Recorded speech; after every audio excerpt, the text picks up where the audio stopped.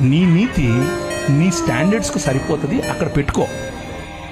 ప్రతి ఒక్కడిని వెళ్ళి ఆడి నీతి మార్చడం కోసం నువ్వు గొప్ప అని వారు తక్కువ అని చూపించే ప్రయత్నం చేయకు.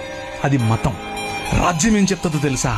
కలుపు, పిలువు, స్త్రీల కోసం నిలబడు, పిల్లల కోసం నిలబడు, బలహీనుల కోసం నిలబడు, బడుగు బలహీన వర్గాల కోసం నిలబడు.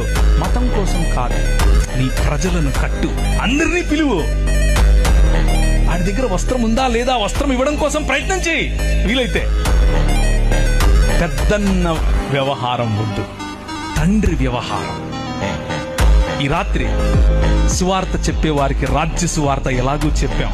మనలో మనం నేర్చుకోవాల్సినటువంటి రాజ్య సువార్తకు సంబంధించిన విలువలు సాటి మనిషిని, సాటి విశ్వాసి అని మాత్రమే కాదు, సాటి మనిషిని గౌరవించడం, సాటి మనిషిని